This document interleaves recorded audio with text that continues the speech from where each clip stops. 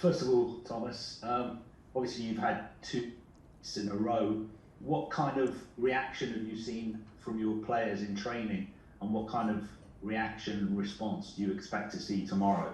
Well, not much, because we did not train a lot. Yesterday was a day we used for recovery, and today the guys who played and traveled in played 90 minutes in Turin did not do a lot today, so business as usual. I know it's always about reactions and talking about reactions and what we demand. We always demand the very best from us, no matter if we lost or won before. Nobody likes to lose, and the opposite, we hate to lose. And but we looked it up. We lost against Arsenal, and after that in Wembley 2 matches also in last season, and then we came back strong against Leicester. You know, sometimes it's like this. First of all, we need to respect also the quality, personality, and of our opponents, and then it's about, like, we're not really bad, and it's not a long time ago that we played very, very good matches. Remember our second half, for example, in Tottenham, then the cup game with 10 changes in the starting lineup against a strong Aston Villa side, who won after that 1-0 in Old Trafford. This is not long ago. It just feels long ago because there are so many games in between, but it's not long ago. And I think we miss a little step from 90% to maybe 100%. It's not that we have to question ourselves deeply and start to doubt each other. It's about stepping up, of course. It's about improving.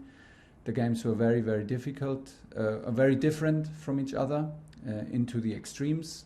Man City is about high pressing and ball possession. Juventus is about deep defending and no ball possession. So we played against the extremes, and what we can predict is we play against another extreme team in high pressing now with Southampton. And the one thing that is the most important, to keep a clear head and be well prepared, and this is what we do. Ralph Hasenhüttl was speaking very warmly about you yesterday. He said you're good friends and you've known each other for a long time. Yeah. What do you make of him as a character, and what do you make of the job that he's done at Southampton? Well, we meet each other now regularly because we played against each other in Bundesliga and now here, and we meet, of course, in coaches' meetings. That's pretty much it. But it's also a lot over the years, and he's a very friendly and very and we met once in Paris for some days. So very nice guy, very humble, very, very entertaining, also very funny guy. And well, the teams he trained have also always the same philosophy. It's high intensity, it's very aggressive, it's about ball recoveries, and this is it, and this on a very high level. So they have a very fast team, a very aggressive team. They have good results against both Manchester teams, and so this is what we are expecting. Good coach, good team, and a nice guy, but that does not count for 90 minutes. Can I just ask you some injury news as well? Because Mason Mount and Reece James were both included in the England squad yesterday. Was that done with your blessing? Does that mean that they are fit to play this weekend? You would assume so, no? But yeah. I was when I saw it, I thought that maybe Reece goes with the water polo team for England, because right now he trains in the pool. So I was a bit surprised, but I understood that he was selected for the football team. So this will not happen, because Reece is training in the pool right now. So my last information is that he will not go. So can only be a misunderstanding, nothing else. And for Mason, of course, Mason is in the squad. Mason is back. It was not a long injury, it was a minor injury, and we're happy that he's back. And then it's obviously a given that he's nominated, and he's happy to be nominated, and will give everything to do his best for his England squad. Do you think it was the right decision for Ben Chilwell not to be in the squad at this stage of the season? For him personally? Yeah. No, it would be nice to be selected. He's happy to play for England. He's proud to play for England. He has the quality to play for England. He had a bit of a rough start, was a bit unlucky, and he has his own story, like every player has his individual story. And this is it, but I can understand that he has to, and for sure Chile understands that he has to earn it, and he needs to earn it with minutes, and he did not have too many minutes, so we can understand why he's not selected. It's not a big drama. I think he can accept, and there's no need to worry about it. Once he plays more minutes for us and plays with quality, he will have the chance to be selected again. But it's one step after another. Last one. Yeah, just a final one from me, Thomas. Just on Tony Livramento, he's been playing so well for Southampton. Was it a tough decision to let him go this summer? And you've reportedly still got a buyback clause, so that shows how highly rated he was by the club. Yes, of course he was highly rated. We did everything to keep him here, to show him his future and his possibilities to compete also for a position in our team. He decided to go. That's his decision. You sometimes have to accept. There are not too hard feelings, because we can show him possibilities, and then it's on the player. He was, of course, competing with Reece James, with Aspi on the right wing back position. I think it was an ideal position for him to fight, and the group is not too big, so there was a big chance also to make it all the way. If Tino decided to go, it's fair enough. He does very well. We wish him all the best. And this is what it is. Of course, we saw the potential. He decided to go another way and fight for his place in Southampton, and that's how the business is. James Avenger, TalkSport. Thomas, do you feel like standards have slipped in the last two games, or has it just been the case that you've come up against two really good opponents? Two very different opponents, like I said, two very extreme style of play and very different style of play, from Man City high pressing ball possession to almost no ball possession and deep defending from Juventus. But of course, both clubs have personality, both clubs have experience, both clubs have the players to hurt you. This can happen in any match of football, we know this. If it happens, it does absolutely not feel good. And did we play at our very best level? No. So we had the feeling that Manchester City made us underperform on this very day, on the very special day at Stamford Bridge. We felt us very well prepared and in total different circumstances to play against Juventus.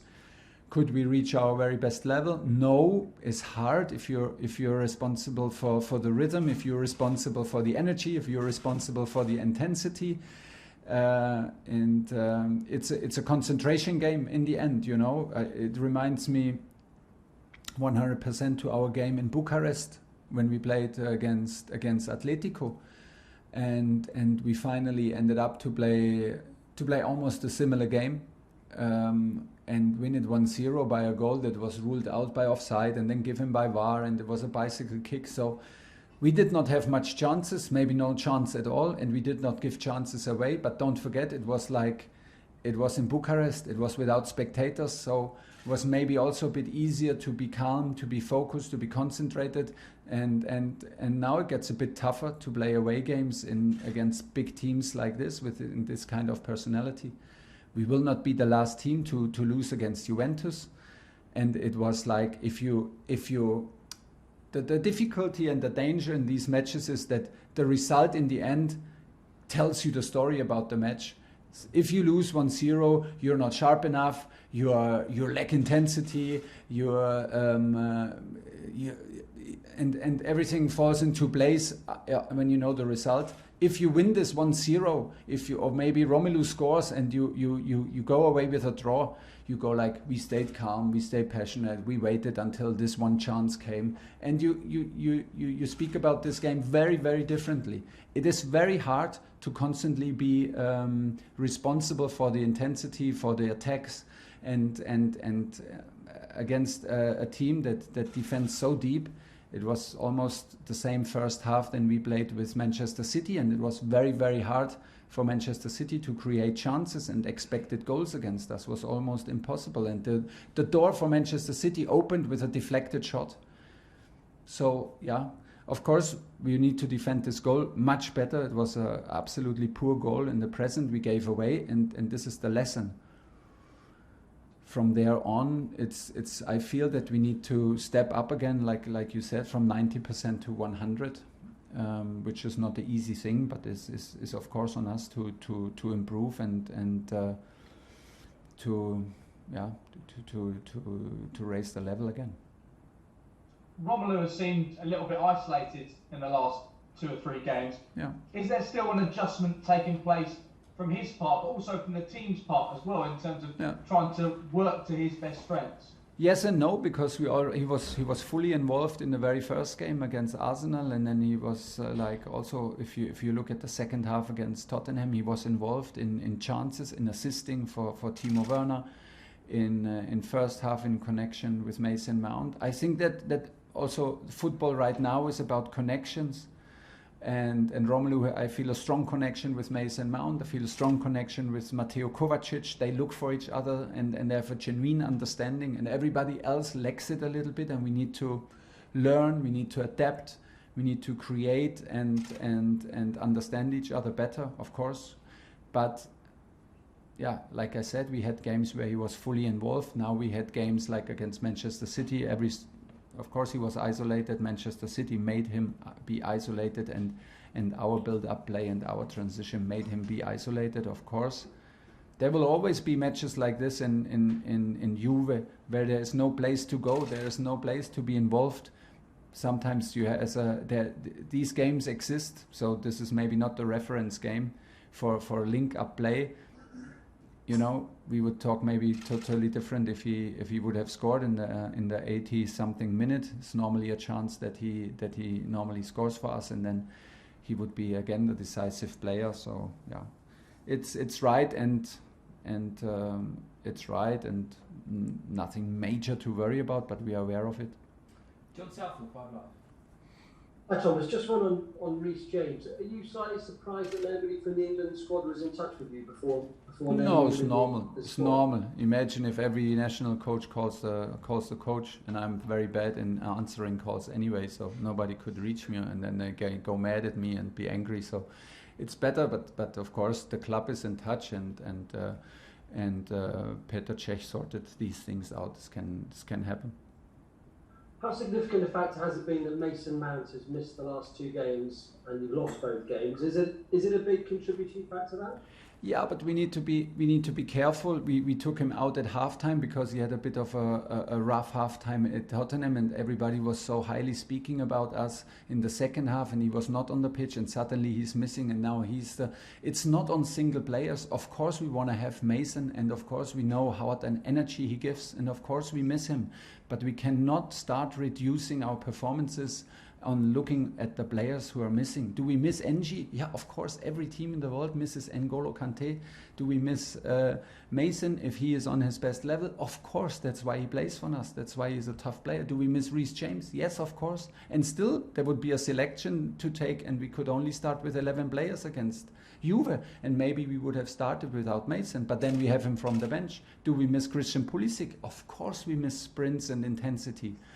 But it needs to be on the best level then, and it needs to be a good fit. So we have a squad, and we have the duty as a coach to find solution, and it's possible to win games without Mason Mount, and hopefully he knows that with how much respect and how much I love him and I want him to be in the team. But if he is injured, we need to win games without him, and it's exactly the same with N'Golo and Christian Pulisic and Reece James.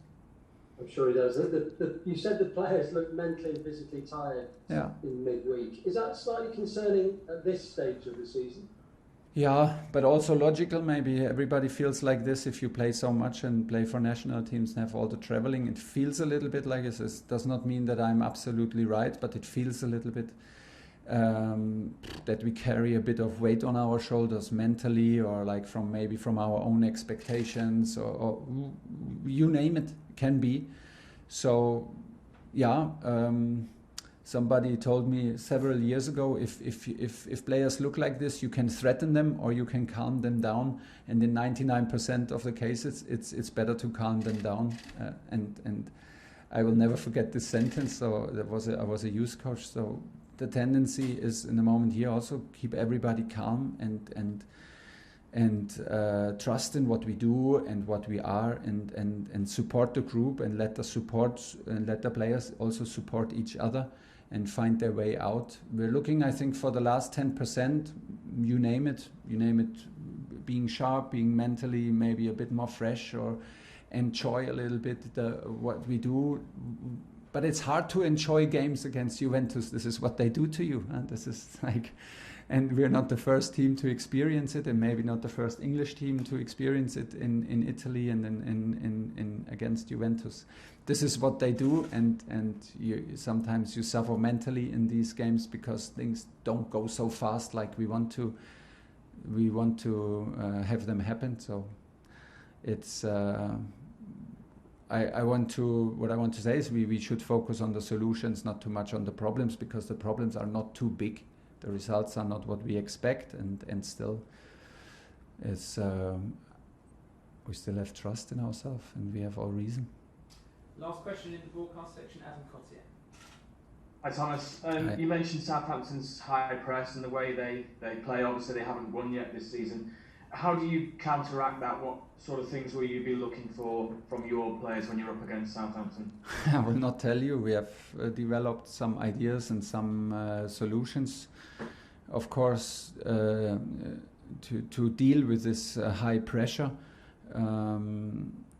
So in general, you need to be absolutely aware of it. You don't have time to think when you're on the ball. We need to anticipate situations. We need to be very, very good in timing and distances of our passing if we want to escape high pressure in our own half. Of course, you have there are various possibilities. Can also be a possibility to use long balls and to escape high pressing. So, but then you need to have a good positioning before. Cannot talk about it now in details, but the most important is that we are aware, and we don't judge teams by their names or by their ranking or by their previous results, but we talk about what we see and their behavior, and we need to be aware, like I said, of an aggressive and intense team in our half. And just finally, on your team, you've had 10 different goal scorers, you've scored 12 goals in the Premier League. What does that say about your team? You're not relying on just one or two players, are you, to score your goals? In the moment, which is maybe a good thing, in the end, we want also to rely on guys who constantly score, so you want to always have everything. So hopefully we find Romelu and our other strikers more often, that they bring them into chances. And this is what we are up to create chances, to attack, no matter where on the pitch, no matter if we have the ball or our opponent have the ball. So we raised our intensity against the ball in the opponent's half against Juventus, which was a very good thing. We have a lot of high ball recoveries from a very good counter pressing. Unfortunately, we could not take advantage of. Unfortunately, we missed opportunities to create chances out of high ball wins, because there were a lot. This was part of the game where we wanted to improve, and we want to also to have the answer to the pressing from Southampton with counter pressing, and to give them a taste of their medicine also, because it's also part of our game.